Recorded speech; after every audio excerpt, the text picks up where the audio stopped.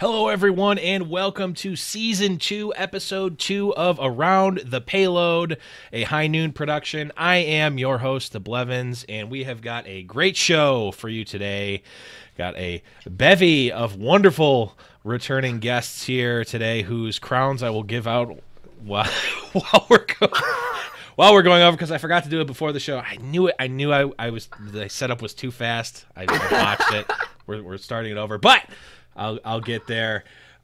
So, if you're new to the show, this is a show where we are going to be talking all about Overwatch League in a great, very real, and definitely not fake, and definitely not stolen from ESPN game show format where I'm going to be giving out points. You're going to hear sounds a little bit like that. That is not you getting a kill in your quick play match. That is the hosts gaining points. But without further ado, let me go ahead and introduce our wonderful guest. In the top left corner, we have the host of Pulse Bomb Ready, Miss Sabriel. Welcome back. Hello. Thank you for having me back. It's good to be back. A pleasure, as always. Up next, in the top right, we've got the co-host of Overwatch League Network, Spyder. What's up, buddy? What's up, man? It's good to be back. You know, I was on last season, ready to get back and, get a win for the show, so Totem will stop hanging that over my head. And ironically, the last time we spoke was on an unrelated to esports at all business call. Yeah, I know. Just start messaging you on my phone like, are you really the guy I'm on the call with? And you're like, yep. You're like, oh, I know. Crap. I know a John Blevins. Is that? Yep, it's him. But moving on, in the bottom right, we have the wonderful host of High Noon Productions' own Blackwatch Report. That, of course, is Kylewynn. What's up? How's it going? It is going well. Last, and certainly not least, we've got that dude from YourOverwatch, Freedo. What's up, buddy? Hi there. Happy to nerd out on some Overwatch League. It's a lot more fun to talk about than watch recently, so let's get into it. Yeah, well,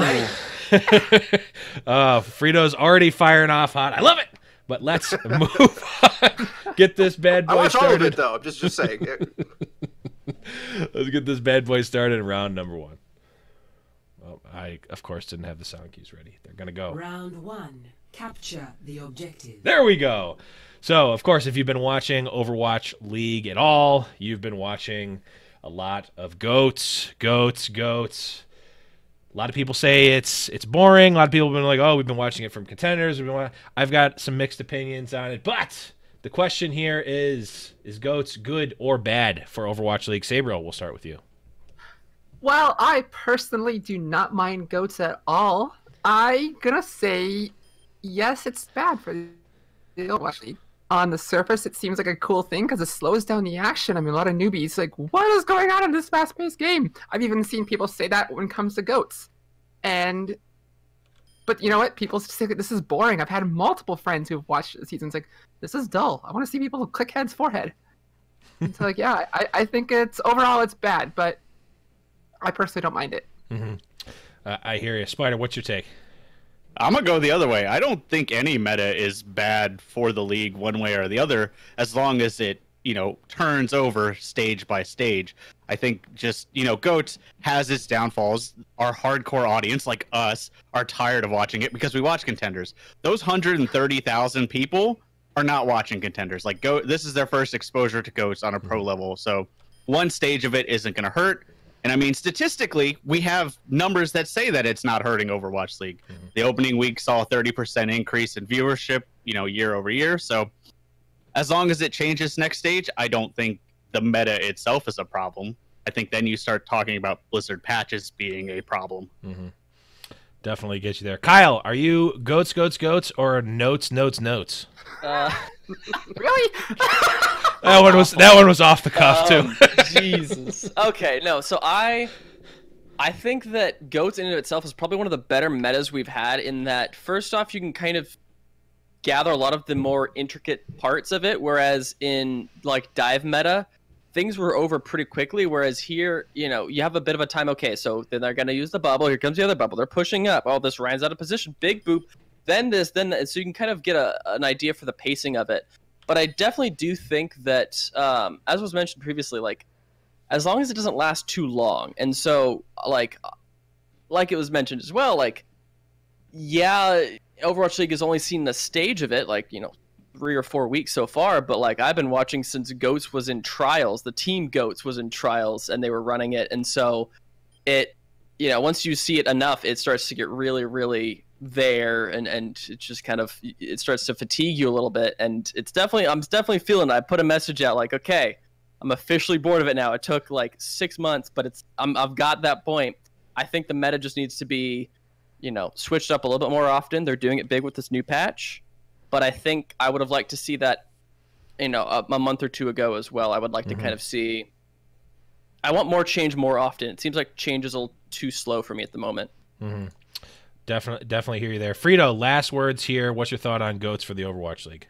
Well, I do think it's terrible for a viewing experience. However, it could be much, much worse. I think where it ranks, it's probably above a quad DPS meta. It's a lot easier to view and track and actually conceptualize what's going on. The good thing about the Overwatch League, though, despite my knocks against its viewability right now, is that the production and the storylines and the talent and everything else, that just the setup and the presentation of the game itself is so good that it almost doesn't matter how indecipherable the gameplay is at times. And the problem for me with Goats is that it's hard to know for the viewer who's strong at what. Whereas in previous metas, obviously the best Widow had a good shot of carrying the game. You could watch them and understand what the heck's going on. Whereas in this meta, really, like, I'd argue Lucio's been carrying in week 3. Like, it's probably the most impactful role overall. But then it feeds over to the Zarya, and then the Zarya's getting a lot of the numbers. So it's way too hard to decipher, and the fights last way too long. And it goes on for 20 minutes, and nobody really knows, like,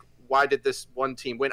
A lot of wins are had. My final point on this: too many team fights, I think, are won by circumstantial repositioning, boops coming off, like the shield wasn't placed in the perfect way.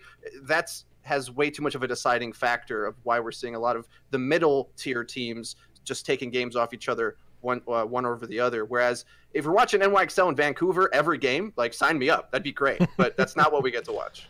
Right.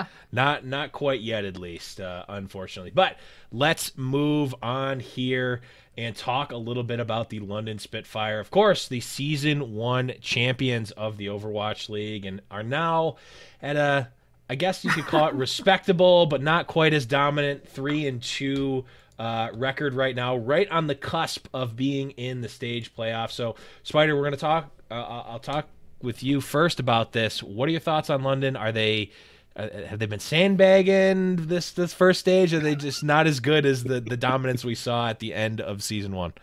Man, you New York fans really love that word, don't you? Like, there is no such thing as preemptive sandbagging. That's just called losing. Like, you have to win to sandbag first. Like, London as a team has always been slow on meta shifts. Like, that's just been their MO. So, they had some pieces that they needed to fix by removing Bird Ring and putting Guard in. And we're seeing them adapt. So I think they have the tools to grow. But no, they're not. Like, they're just a slow team to adapt. That's why over last season, we saw them struggle during the regular season, and they looked phenomenal in the postseason.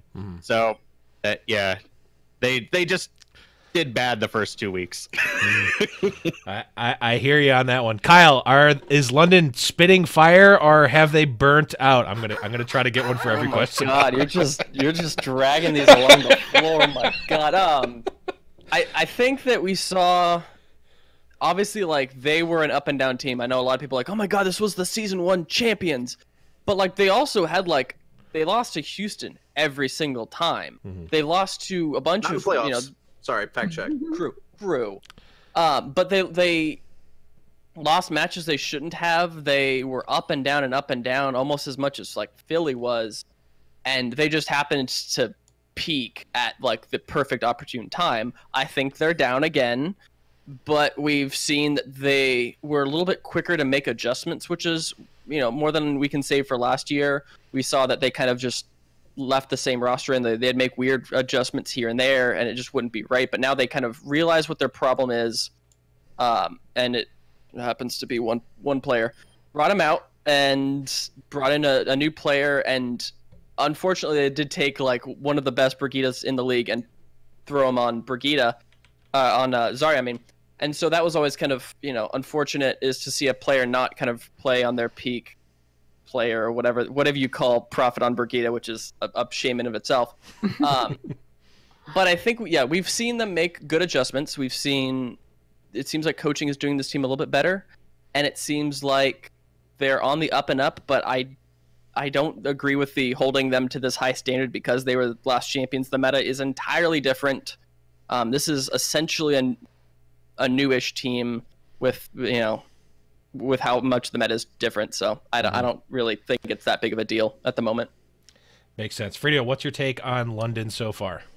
Unfortunately, I have to echo some of these great points because it was always a struggle for me to understand how so many analysts put London so high on the power rankings going into the season when they came in to the playoffs, them and Philly, the last 2 seeds that could make it. So just mathematically speaking, this team has to lose a lot of games to even get into that type of position. And to assume just because they reach these peaks either in stage 1 or at the end of the season when it arguably matters, doesn't mean they're going to have a strong season throughout. So this is just who they are, and they will clutch if they're given the opportunity when they go on to like a playoff scenario. They're the type of team that is very emotional. We hear this a lot. I think like Susie Kim mentioned this quite a bit, that, like the reason why they go from losing to the Gladiators to then all of a sudden destroying the Gladiators in the next best of 5 series is not caring. So the more of that they do, the better they look. The only problem is I think they're genuinely bad at this meta. I think that is very fair to say, because Gesture is just the type of main tank that is not going to take over the game from the Reinhardt position. There's way too many boneheaded spots where there's this fight on Dorado third, man, where they have an ult advantage. They go into they're on third, and they go outside with an ult advantage looking to set up and engage, and Gesture's like caught with his shield up, and everything doesn't go perfectly, and he sort of just gets poked down, whittled down. They lose all their ults, and like the team pushes the car. I can't remember which matchup this was, but there's like so many times where Gesture's caught out, not really understanding how positioning with Reinhardt works because he can't move like he does with Winston, and because of that, they're going to struggle. Luckily, in this particular meta, Rein doesn't carry as much as he did in other metas. It's sort of falling to the Zarya to do a lot of the heavy lifting, and as long as Rein survives, you'll be okay. So because of that, they'll do well, but they're exactly where I expect them to be. So middle of the road, look hot if they get into the playoffs. Makes a lot of sense. Sabriality, last word here. I know the Spitfire are your team. What do you got to say to defend them? My boys. Oh, talk about heartbreak. No, gosh, I can't say much more than hasn't already been said. Their goats is trash. I don't know if okay. So Spitfire, they just seem to like the first week or two. I was like, oh, this is what everyone else is playing. I guess we can do that too, like a week or two late. And but now you know what? They're trying to make this work. They're trying to make this work, and like now we're like, oh hey, we can just hack the planet. Let's just bring Sombra in here. And I think his guard was like kicking butt on Sombra this last week here. So hey, I think they're just itching to get a meta that's not goats. Once we see that, they're going to be I don't know, flying high, aces high. I don't know. let's leave the bad puns to me here, okay? Yeah. That is my curse as the host. But no, to answer your question, they are not preemptively sandbagging. That's the stupidest thing. I'm really hoping that if I can get people to admit that one team is sandbagging, there can't possibly be a second team sandbagging. So I'm just really trying to save myself here. But let's move on here and talk about Paris. The first 2 weeks, everyone's talking about how Paris is the best 3-3 team in the league. Everyone underrated them. They're really, really good. And all of a sudden, they get absolutely dumpster stomped by Atlanta Reign. So, Freedo, did we overvalue Paris, or is Atlanta Reign really just that good? I mean, it can actually be both as well. So I think it is a bit of both. But the problem is right now with evaluating any team, it seems, until enough of them have played each other, is that relative power is really hard to decipher. In GOATs, I kind of said this earlier with like, if a Widow can't hit shots, you know that team's going to struggle, right? Like next week going up against Carpe or whatever, that's going to be an obvious mismatch. Whereas in GOATs meta, the reason why I think largely that Paris looked a lot weaker is that the setups that they used to go and rely on with Cruz going aggro were completely getting denied by Massa, who was a former Gigante player, lots of GOATs experience under his belt, where he was going head-to-head and winning the Lucio battle. And because of that, they never had any engage and sort of just crumbled under that pressure. So I expect them to potentially bounce back, but also I value them very highly just on paper, or not, rather from the eyeball test, not on paper. The eyeball test of how they engaged in GOATs in the first couple of weeks with their games was so clean. It looked like they had perfect synergy, were dodging damage, especially against multi-DPS comps, like they had a really high GOATs IQ. But as soon as you go up against a higher skilled team, then you just kind of crumble in this meta. So they had an inflated record to start with, and because of that, it's going to be hard to know who they really are until they play a lot more games. So you could say they were preemptively not sandbagging. I'm reading between the lines here. I'm reading between the lines. Okay, I'm done with that one. We should each get a point every time you say the word sandbagging. Sure. I mean, you all getting a point. Never mind. I won't explain that. Sabriel, what do you think? Did we overvalue Paris, or is Atlanta really just as good? Well, I did not overvalue the Paris. Honestly, from the beginning, I was not really wowed by this roster to begin with. Sure, they played fine GOATs for this little bit here, but God, I see these guys, and I see like you got Shadowburn and Soon on the team, and I mean Shadowburn hasn't seen any play, but we got Soon, and we're sitting here shoving him on Zarya. It's like this guy's not meant to shoot a huge cannon; he's meant to shoot like little pistols, and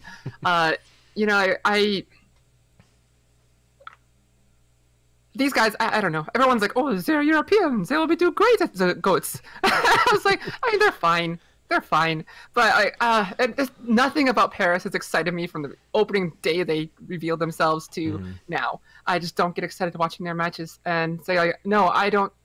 I think everyone else overvalued Paris. But Atlanta is really good. They just follow DeFran, and they can just do whatever they want. No, Paris, bleh.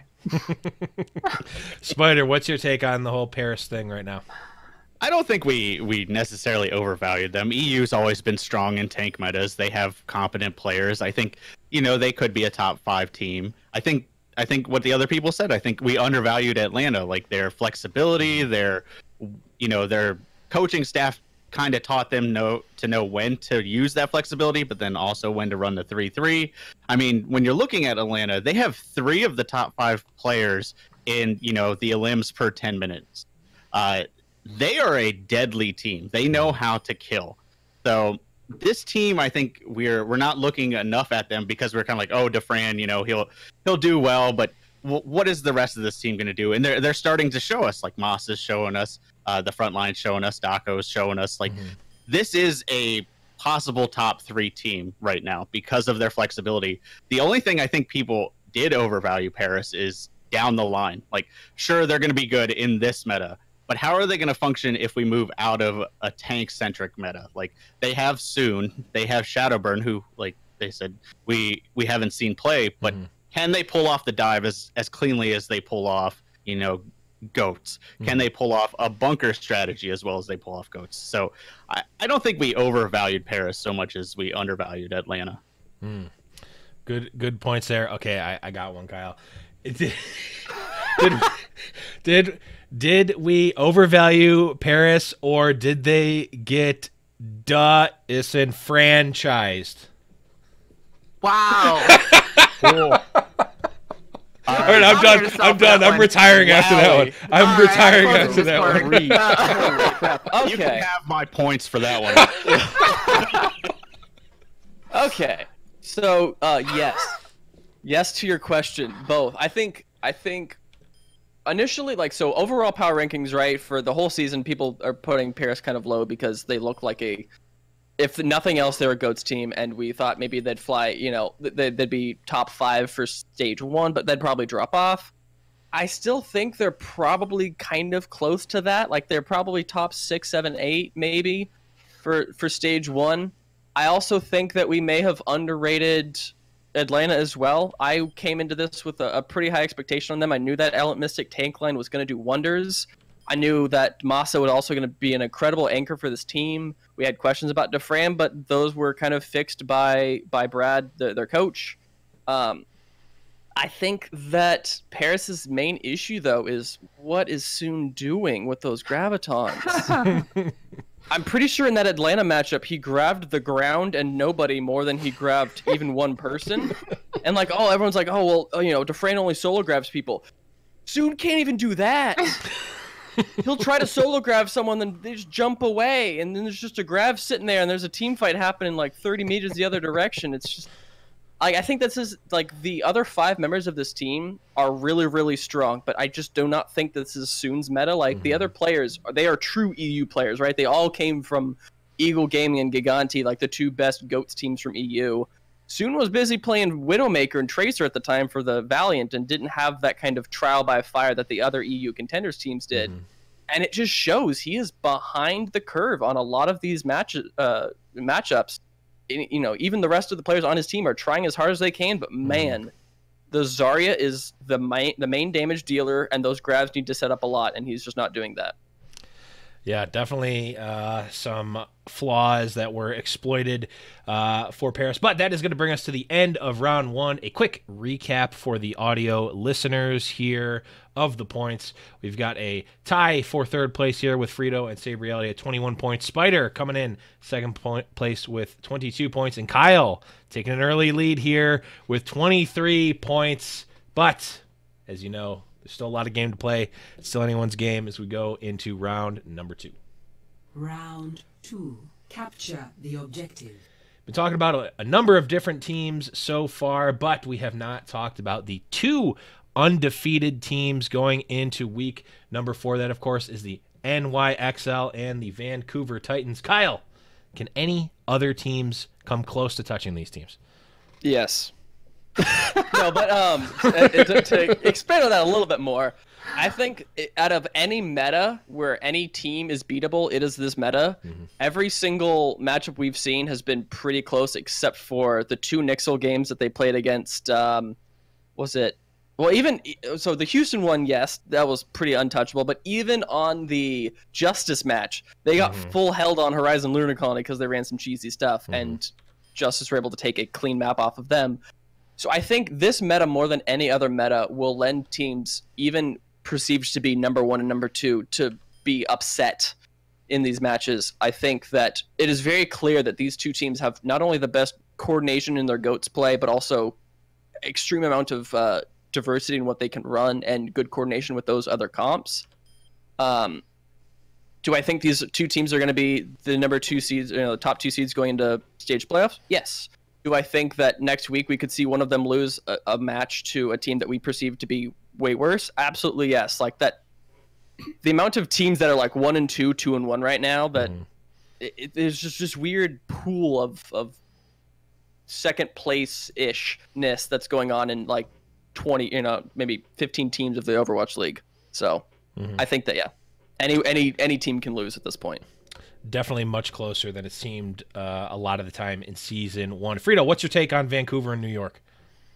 Disagree completely with what's been said so far. I think they're going to dominate any other team, mainly because a lot of these other teams are coming through with a lot of mixed rosters where there's a lot of new pieces being added, or they're old rosters that haven't come up to the meta, right? So anyone that you even can put in that basket. So yeah, in theory, anybody can beat anybody on GOATS, but the problem is you've got the runaway team who, for my money, has vastly improved from their time in contenders. I think they're even better now by a large degree than they were back then at this meta specifically. And NYXL, who's just got like leveled up week to week and have shown that, you know what, we can play our meta or our play style in this meta as well. And between the 2 of them, you've got like the unstoppable force between the immovable object, right? Where you've got Mano, who takes the least damage of any main tank, holding up the front line for the best Zenyatta in the world. And then on the other end, you've got the best playmakers with Janu and Bumper, who are in the chaos of everything, can pull it out. And I don't think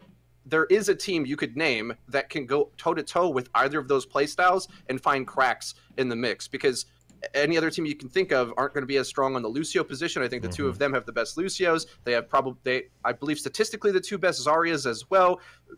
Bumper, I think he might look like a feeder on a different team, but he plays that style right that they can play. I think they're unbeatable in this meta. In other metas maybe, but in this one, there's no openings for counter-stratting. You have to play the meta, in my opinion. And because of that, you better have a team that's as cohesive in their style like these two are, and I don't think anybody touches that. Definitely a lot of really good points there. Sabriel, what do you think? NYXL, Vancouver, is anyone touching them this stage? I think someone could touch them, but defeat them. There's another thing. I think the rain and their unpredictability could maybe scare them off for a few games. Just like get to Fran in there and doing his thing. Like Vancouver and New York will have to watch some of DeFran's streams to see what weird Reddit and Twitch shit he's doing to counter that. But then they'll adapt and they'll be like, no, DeFran, we can't let you do that. We'll just shut down. They'll adapt and shut him down. But I think he's the only one that can, or the Rain are the only ones who can actually like dent their armor a little bit right now. Definitely a solid choice there. Spyder, last words here. NYXL, Vancouver, what's going on with them? I have to agree with Freedo. I don't think any team can play to the level that these two teams play consistently. They, like he said, they have some of the best players in the league on their respective positions, and beyond that, they have like the big brains behind the scenes. Like just look at Vancouver's game against San Francisco Shock, how they abused Sinatra's positioning, and Sinatra's the only Zarya who positions on the high ground like he does. Vancouver scouted it out, they knew how to punish it, and they ran over San Francisco. And I have a feeling New York's going to do the same thing. Like it's going to be on the other teams to adapt to these two teams, and to me, that puts them on another level. So I think all the points, that were said, kind of agreeing with me, I agree with. So I think these are the two tentpole teams, and I absolutely think these are the number 1 and number 2 teams. Now, which is which? That's a whole different question. Whoa. Be careful, Spyder. I've got the point button in my hand. I was careful with my phrasing. He's going to deduct points. That's true. No, I won't deduct points for that. You were careful, but my finger is ready. But before Spyder can throw away all of his points, let's move on to talk about a different team. The San Francisco Shock. Many people had them very highly rated in their power rankings before the season. They are now in that large glut of 3-2 teams, which I think is a disappointment to many Shock fans as well as many people who had them in the top 3, top 5 situation. They are technically in that top 5 as it stands right now, but overall, Sabriel, we'll start with you. Was the Shock overhyped coming into this season? God, yes. Oh, just like Paris for me. I was like, I'm not excited to watch Shock games except for Sleepy. I mean, last season it was the same way. I was like, okay, yeah, cool, you're doing their thing. They're fine, but fine's not enough, especially when you're going to go against the likes of Vancouver and NYXL. I think they've had a relatively easy schedule this stage so far. Relatively, I know there's been a few. I think they had someone who's higher ranked, and I'm dropping a blank right now. But they went against the Spark and the Justice, but then they lost against the Gladiators. Like, what? So, yeah, I don't know why people are all excited about this roster. I really don't understand. I was just no, they're fine. They're fine. I don't hate them. I hear you, Spyder. What's your take on the Shock? Were they overhyped?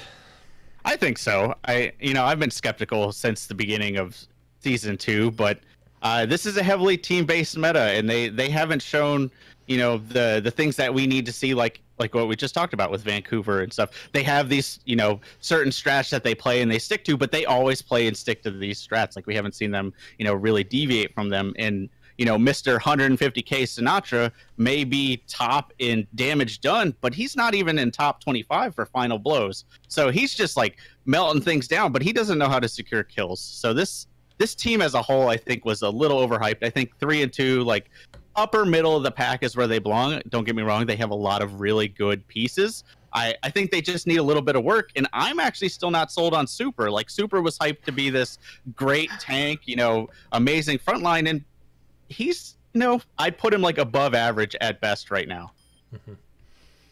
Definitely, we were hoping for the old Oh God, what team did he play for back in the LG day? Evil. Hammers LG Esports. Evil, yeah, yes, Hammers wow. Esports and Throwing it LG back Evil, even, bud. yes, the Bird old, noises. Throwing yes, it back. jeez, yeah, the old ZP screaming the blood-soaked hammer of super clip. We've been hoping for that, but not quite coming through so far. Kyle, what do you think about the shock so far?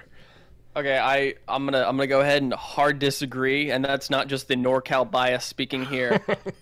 So I literally had to pull up the Overwatch League schedule. I'm like, are they like 0-4 or something? Like, no, they're 3-2, and they lost to the Gladiators in a legit nail biter 3-2, and then they lost to Vancouver Titans, who, as we previously talked about, are like the number 1 or 2 team. They're sitting 4th or 5th in the standings right now. They have had some weird issues with their main tank situation, with having Super and Smurf being kind of interplayed, and neither one of them are looking absolutely, head and shoulders above the rest of the competition. But they also literally just got Violet like a game or two ago, and they're still working on getting him integrated into this. And we've seen how much of an improvement he is over Sleepy, who, as we learned about a couple of days, earlier today, I think isn't super happy about that situation. I missed him. But I think they're maybe not number 1, number 2 team, but like 3-4, sure. Yeah, I think that where they're standing right now is pretty fair. I think they're a solid team, and they only have potential. They have 5 of the best DPS players in the league. Actually, 6. They have a phenomenal main support, a fantastic flex support line. They have so many options. It's just about figuring it out, and they're in the process of doing that, figuring out who's best in which position at the moment. Give them 2 more weeks, and they're going to destroy everyone, except for Pixel and Titans. Makes sense. Definitely a lot of good points there. Freedo, last words here on the shock. Yeah, I think they definitely were overrated, because if they were just to be a top bracket team, then maybe I would agree that they weren't. However, they weren't billed as that. They were billed as being able to be incredibly flexible in this meta. Well, unfortunately for them, you can't be flexible in this meta, as it turns out.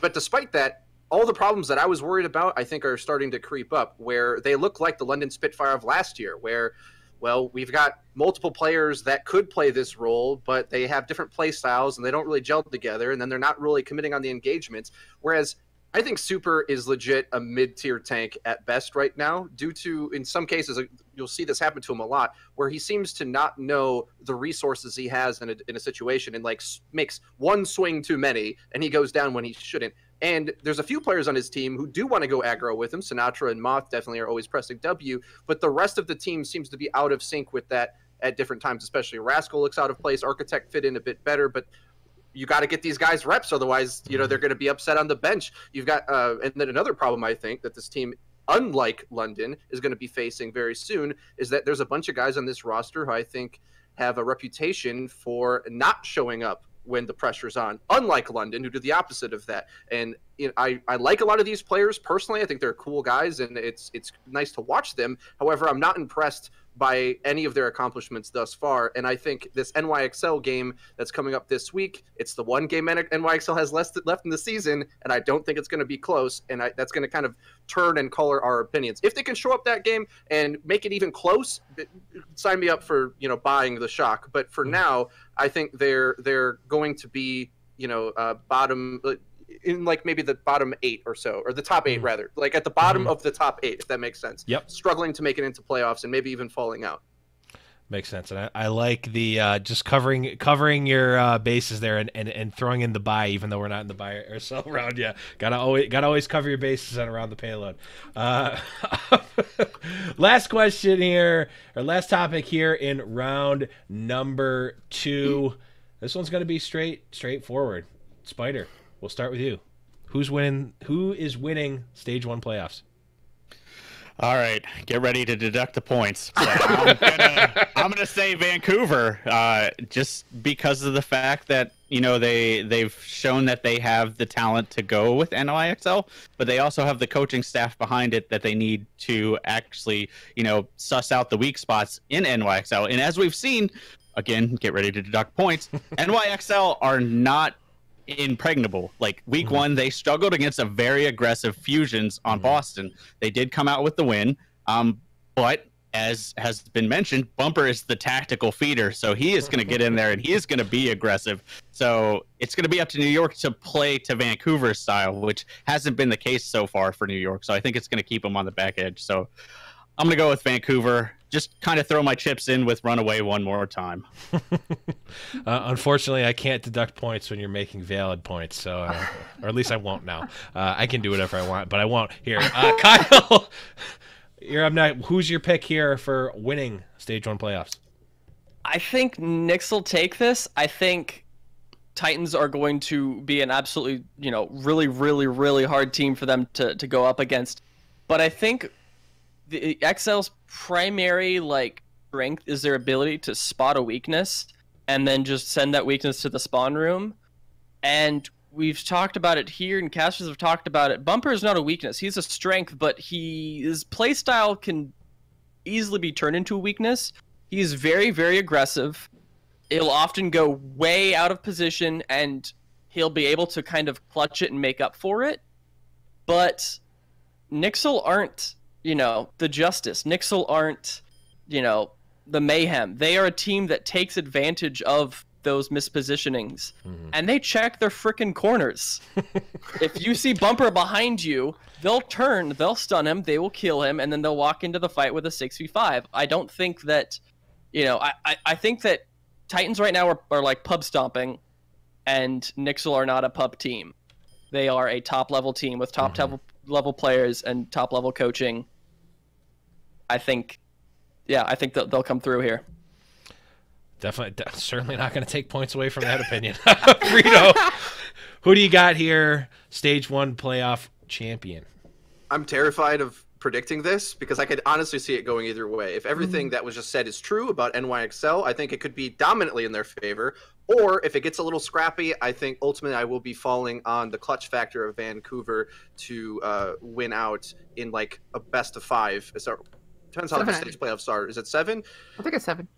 Okay. I think they have the endurance to sort of make that scrappy enough for the disciplined play to sort of wear down. I think in a smaller set, the disciplined style has more time to do its magic, whereas the more if it turns into an endurance test, then you're starting to worry about the clutch factor of those Janu bombs coming out of left field. And I think a lot of that random playmaking falls into the wheelhouse of Vancouver.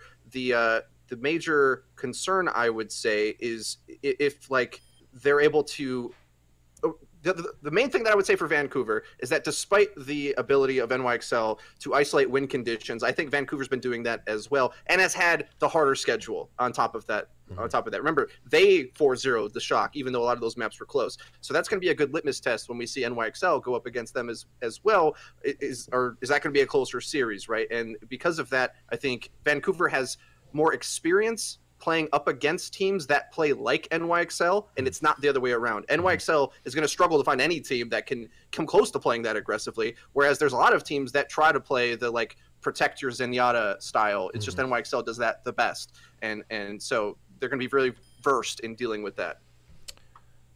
Really, man, you guys are making way too many good points against NYXL. I don't like it, but I can't penalize you for it. Sabriality. Last words here. Who do you got for the Stage 1 champion?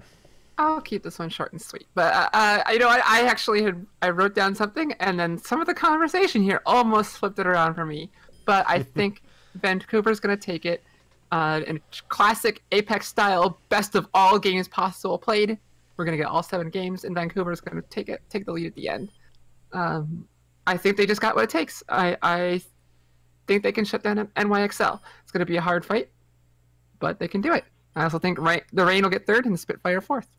I kept going.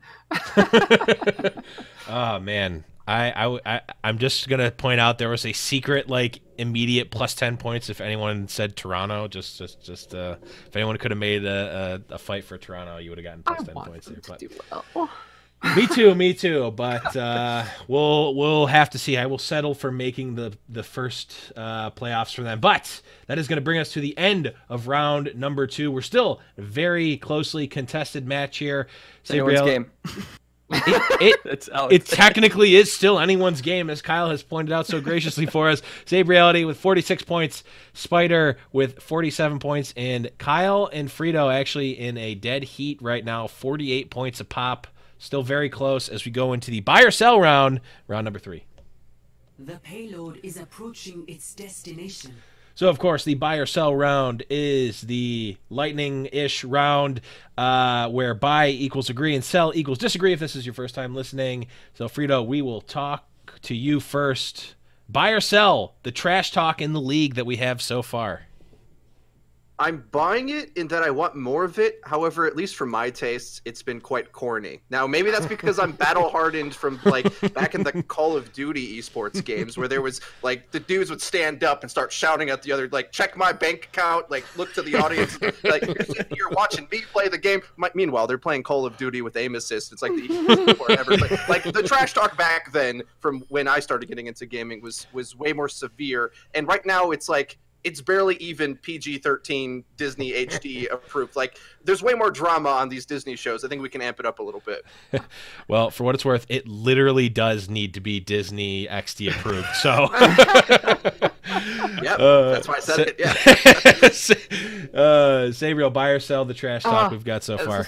This is tough for me because I play these games too. Outside the game, I'm buy. Inside, I say sell. There's something to be said about sportsmanship during a game. Outside, have fun. But whatever these players do in-game, I'm going to have to experience when I play my ranked games. And I get a lot of shit for being a woman at a different level that it's like, when I see these things happen, I'm like, oh no, I'm going to see that. So, definitely a fair point there. Spyder, buy or sell this trash talk so far? Oh, I'm gonna hard buy this one because this is great. This is what we wanted. I mean, think back to last season when the whole Fisher London drama was going on. That was great. That was like the tip of the iceberg. And then we got like Gamsu winning against Boston this season, getting his like revenge. Neko getting his vengeance on Boston. The police getting their vengeance on Boston. It seems like it's just Boston at this point. Forfeit, dude. He wins. Yeah, that's a point grabber right there. I enjoy it, and you like nobody even mentioned Jane so far. Like he is like the king of trash talk so far, and the fuel somewhat back it up. So it makes it entertaining, I guess. True. I mean, we saw Reinforce put the fuel at like top 4 in his power rankings going into week 4 for some reason. I don't know. As a fuel fan, I haven't even done that. Yeah, no one has, which is kind of why it's a little interesting. But Kyle, last words here. Buy or sell this trash talk so far? To quote my good friends in NSYNC, I'm gonna buy this. That's throw it back to 2001. Ooh. But also, I think I have a very clear Dogman bias. I think he is not only a fantastic player, but like I love his level of trash talking where in game he's hyping up the crowd to do their team chants. As after he loses to Philadelphia Fusion and he's shaking hands, tells Neptuno, "You got farmed." Like I love that level because what it is trash talking based on play. Like obviously what you said, Sabriel, about trash talking based on who you are as a person. We don't do that. I don't think anyone in the scene should tolerate that. But this is pure trash talking based on play, and that is the one thing that we are, judging these players based off of is how well they played. And I think I don't even care if the teams aren't backing it up. I love watching teams trash talk then get dumpstered. I wish that I would have loved to have seen Dallas just get completely drugged through the mud here. But I 100% buy this because this makes drama. Drama makes good storylines. And yeah, man, shout out to Neko for the Boston Uprising. Oh, I just left it on. I just forgot to switch it to the Toronto Defiant. That was the best. That was the amazing part. That was amazing. He goes, "Oh, oops, it was just on from last time I was playing on Boston." He chases down Aim God, sprays it on his dead body, then squats it. I just, shout out to that. He's like cracking up during the Danny Lynn interview. That was the best part. And then Danny's like, he said he left it on. So, yeah. I love it. I do have to echo what you said, Sabriel. The just trash talk for just like dumb reasons or being a woman or all that stuff. That's not cool. It's not funny. It's dumb. But trash talking someone for getting for feeding on a professional Overwatch League team. Yes, get them. I'm throwing my. I'm buying that. This is the first time I'm buying it. But let's move on here. We've seen a combined, I think it's one win? Yes, we've seen a combined 1 win from both of the Los Angeles teams this far, going into week number 4. So 3 weeks of games for both LA teams. We've seen 1 win between the two of them. So Kyle, buy or sell? The LA teams are just trash. Valiant are still winless, by the way. Yeah. Right, yeah. Gladiators have 1 win, and Valiant... Okay, You're a San Francisco fan, by the way. That wasn't I want to sell this, but I kind of have to buy it. So, like, I had Valiant way over ranked because I thought that their team synergy and coaching, and like their top-down coaching style would benefit them, but it just straight up does not. And then Gladiators, like, they have a really tough schedule. I want to reiterate that. They played Seoul, San Fran, Paris, London, Bark, all teams that like are kind of top 8-ish right now. But I think that they need to figure out what they're doing with Decay versus Surefour. Like, yes, Decay, you paid a lot of money for him, apparently, and you want to get your money's worth because you have all this great, story behind it. But like, they kind of looked a little bit better with Surefour. Like, the Valiant are a lost cause in my eyes. I think that's just throw it out the window, restart, get 4 new players and try again. Gladiators, I think they're salvageable. I think that they can squeak out some wins here and there, but I think they're maybe out of stage 1. But like, yeah, as of right now, both LA teams, hot garbage. And it breaks my heart. Yeah, definitely. At least the results are showing that. Freedo, what are your thoughts? Buy or sell the LA teams being trash right now? I'm buying. I think things will change in upcoming metas when things, who knows what the next meta is. But at least right now, especially Valiant, I think is the easiest one to say. There is no redemption for them in the last couple of games they have left in the GOATS meta, because you can't have a Lucio who doesn't wall ride in this meta. It's just not a thing. It's just, you can't play the game, right? I think the biggest discrepancy we've ever seen in Lucio play at the professional level was Vancouver Slime versus Kuki, where Slime is carrying the whole game, getting boop off kills, running away from death, and sound bearing to like flip an entire fight back even when they're down members, whereas Kuki is just sort of playing like, a gold Lucio who speeds his tanks around, right? It's just called out. Whoa. Well, that's how they play at low rank. I'm not as bad as Kuki, okay? Let's just Okay, like he's obviously a good player, and I think why not let him play his main tank role? Since when is this guy a Lucio player? Like, I feel bad for judging him on Lucio, but he's a tank player, so let him play tank. I don't get it. So you don't have the pieces to play this meta, whereas Gladiators, you would think they should be a lot better, but I think they look similar to the same problems I spoke about with the Shock, where they're trying to move pieces around and they don't really have enough of a cohesive unit to play this meta right. Whereas Roar, I thought, was way better in Korea, and now he comes here to the Gladiators and looks out of place. Looks like he's stumbling over himself a lot of times and is not coming up big with the same plays he did back then in a similar meta. So it's going to take some time, and unfortunately the meta's going to swap right by the time either of these teams have a chance to get a grip on GOATS. Get a grip on GOATS. That sounds really weird. I'm just going to leave it at that. We're not doing phrasing anymore? No, we are not. Let's move on. Sabriel, buy or sell the LA teams just being hot garbage right now? Oh, it's a huge buy. Someone forgot to wake them up for stage 1. I mean, it's like, hey, it started already. I'm more excited for the fans to come in and seeing people yell shields up and wings out than I am for the either team right now. Yeah, I'll still wear my purple pride in game, but no, these guys are a huge sell. I don't know what they're doing this season. I mean, we've already covered that, so I can't. I was going to repeat what you all said. Yeah, Big Goose is definitely seeming kind of like a smaller goose right now, which is sad to say. But Spyder, last words here: buying or selling? LA teams being trash right now. I mean, I have to buy it. They, we talked. They all made really good points, and a lot of the points I had.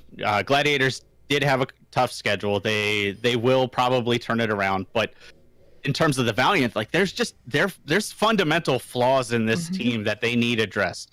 Whether it's they need to first of all put Custa in, because already we know Kuki's not doing it, so just put Custa in and see what he can do at this point. But Custa's too smart to play this meta. His brain is too big. Right. So he's makeup. Yeah. What does the 0-4 team say about their best support player? Oh, he's too good to play. Okay, well, put him in anyway. You're 0-4. What do you have to lose at this point? I mean, they have a whole meme based off of their Twitch emote, which is win 0. I mean, at this point, In-N-Out Burger is scared of the amount of business that they're going to be getting by the amount of players that are going to be coming through there based on Noah taking them. So I have to buy this. Like both LA teams right now are trash. I have hopes for the Gladiators. I do not have hopes for the Valiant. Whew, some hot takes there. I love it. Moving on here as we get close to wrapping up.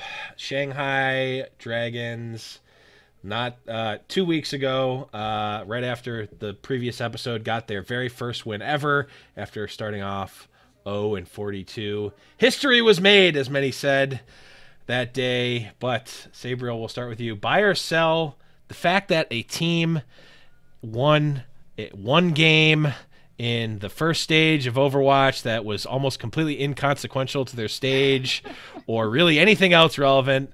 Is this actually significant? Huge buy. Now they can get rid of that specter that is, they're 0-42. Blah, blah, they're so bad. And people can start treating their C9s with the respect they deserve. I mean, just think about what that does morally to you when your team is no longer 0-42. Now we can start saying Shanghai is 2-3. They don't have that huge number anymore. I mean, that just does something magical. Look at me, just talking there, my accent. Magical to you. Like, you don't have to worry about that anymore. It's gone. You finally got that through. I think it's huge. We're starting to see, like, when they stay on the card. I mean, was it Late Young? No, Late Young. What's it? Youngjin? I got too excited and jumped off the card. But, I mean, we're starting to see them turn around, especially with Gamsu coming in here. I wish we could see more Gigiri playing to help turn them on. But yeah, huge buy. I think we're going to start seeing... We're seeing the Dragons starting to wake up. I don't think that means they're going to be doing... I don't think they're going to be excelling, but we're starting to see some life, and I'm happy. Makes a lot of sense. Spyder, buy or sell this third game of the season win for the Shanghai Dragons being something of significance? I'll go with buy, just because I loved all the tweets and all the fanfare afterwards. Like, nobody beats Shanghai 43 times in a row, and this is the most losing team in sports history. And now the way the schedule's laid out, that it's going to take the Washington Justice 2 seasons to break it at this point. My heart. I think it's significant. Oh man, the hottest takes I've seen in quite some time, Spyder. Kyle, what do you think? Buy or sell Shanghai getting their first win and that being significant? I'm gonna sell this because this isn't Shanghai. This is Kongdu Panthera leftovers. We call them Shangdu Panthera. This is literally an entirely different team. In my eyes, the initial Shanghai Dragons will be born and will die winless. Because that is an entirely different team. It's it's the ship that has been replaced board by board until it's an entirely different ship. I don't think it's the same thing. I don't think it's the same team. I think for the league, yeah, it's great because now you can't have, now things are actually competitive. Now teams are actually winning against each other. I think the Justice will probably get a win here. Maybe not stage 1. That's pretty much out of the question. Stage 2 or 3, yeah, maybe. Why not? Who cares? But I think that once we get to the point where every team has a win, it now means that the league is more serious. No one's kind of joking about the fact that how is Overwatch esports serious when there's a team that has yet to win a single game, or we can't now take Chinese Overwatch seriously because their crown jewel team Shanghai Dragons ends up not being good. Well, Chengdu, who's an actual fully Chinese team, has gotten 2 wins, and I don't know. I just think that. I think it's better for the league, but this is not the same Shanghai Dragons. I don't give them that much credit. Yeah, until Undead's new child comes back in 18 years and gets a win for the Shanghai Dragons, it's not going to count. But that's, I guess, a story for season 22 of Overwatch League. But Freedo, last words here. Buy or sell this history being made with Shanghai's first win?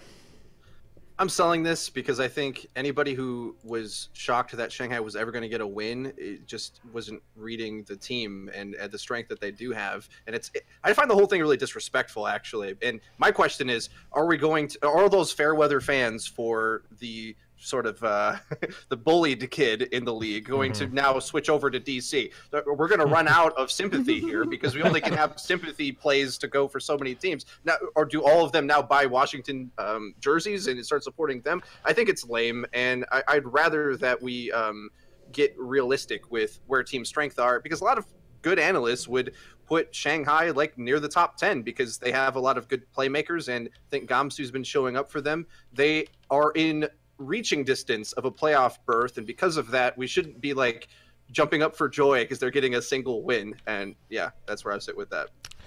Yeah, definitely hear you there. We are going to move on to the very last question here. It pigtails right off of what we just talked about here. This, of course, is going to be the meme question.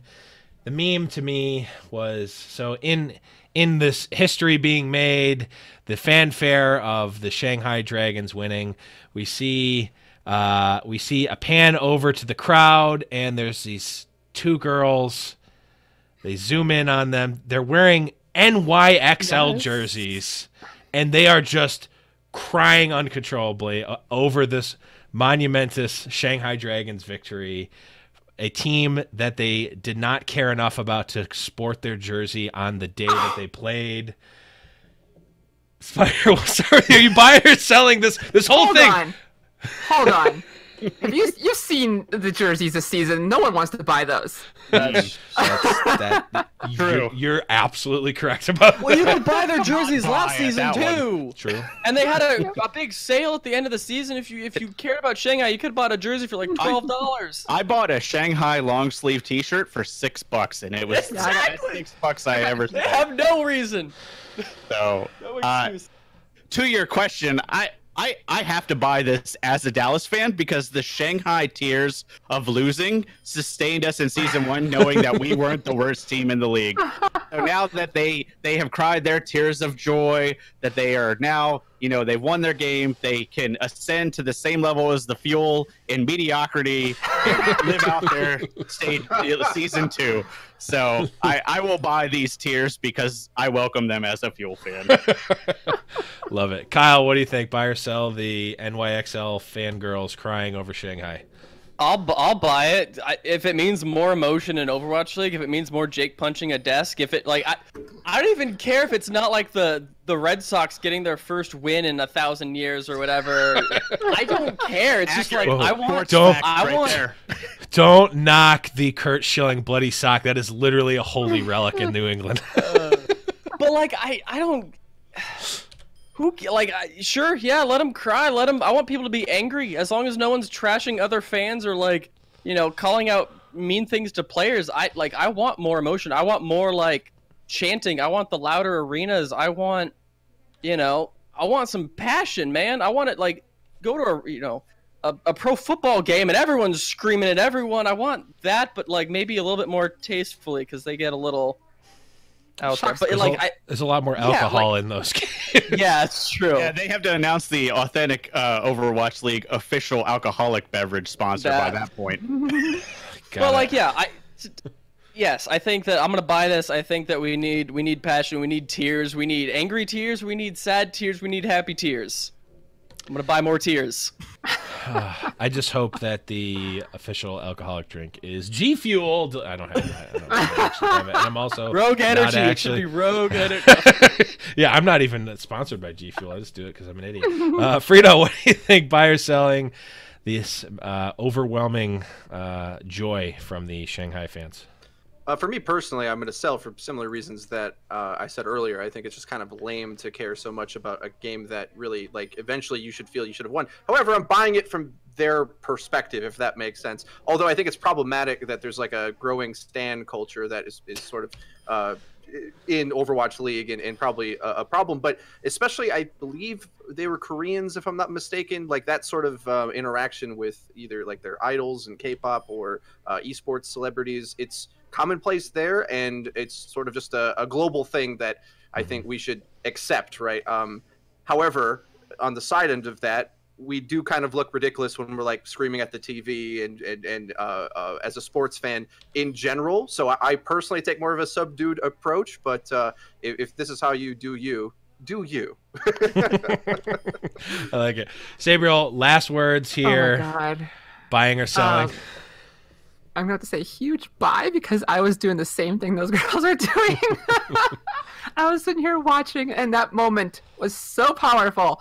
I was building up there on HLC, and I'm just like, oh my God, here it comes. I'm even starting to feel it now just thinking about it. I lost it there. I screamed, woke the cats up. They were jumping high. I was crying, and then a few days later, when I was writing an article, I was watching that scene again. It happened all over again. So I'm like a huge buy here. It was an emotional moment. Like I've enjoyed watching Shanghai play. I've had that hope for ages, and it finally happened. It finally came down. Yeah, they're a different team, but it finally happened. Huge buy. See, I was crying, but that was because I was crying happy tears because Boston lost. But I do that every time Boston loses. But more crapping on Boston. Yes, gotta get it in there. But that is going to bring us to the end of the regular questions here, which means the saddest part of the show where I have to let two of you go as we move into the final round here.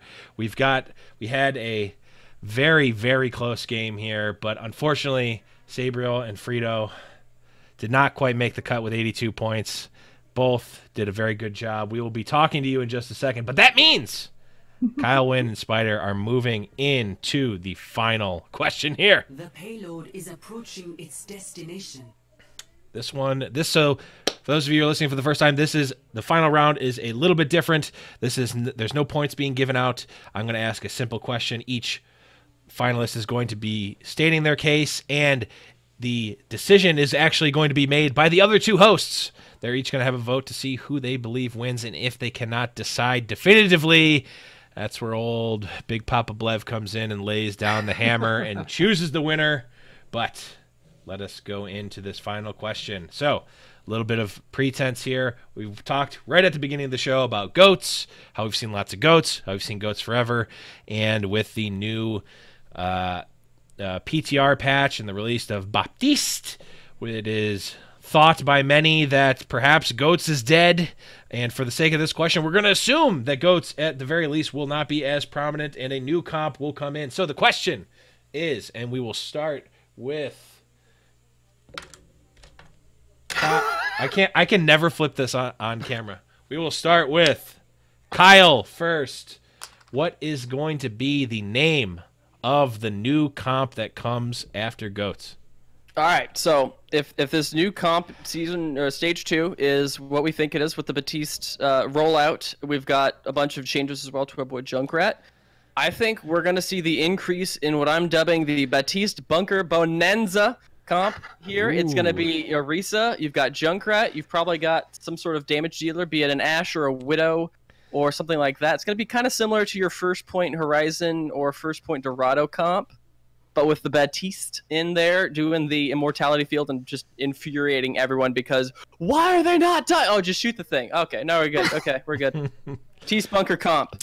Stage 2, it's happening. Baptiste Bunker Bonanza has been called. Spyder, what do you think? What's this new comp going to be called? All right, hear me out here. Baptiste, Bastion, Orisa, Ana, Torb, Symmetra. Boats. Like, it's got to be boats, right? How are we doing? Boats. How are we still on oats? Think about it. It's the first letter of all their names. But I actually have to agree with him. I think it is going to be bunker meta. So the individual pieces are going to change, but I think Orisa and Baptiste are going to be your main two, and then you'll probably have a Mercy there for the res if you're running the Bastion, or maybe a Moira if you need a lot of healing all at once, depending on what point it is, because we saw an uptick in her healing by a little bit.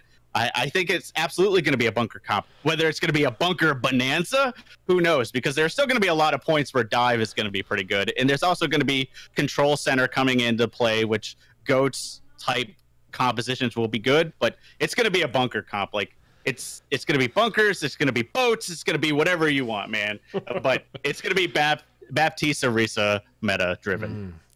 Very interesting. So we've got the two choices. We've got Baptiste Bunker Bonanza from Kyle, and we've got boats from Spyder. Frito, who are you leaning towards? Am I allowed to be a jerk and not vote for either and say goats will still be meta? Can I be that jerk that says it? Goats is still good. Say it, you'll Speaking just right keep your there. though.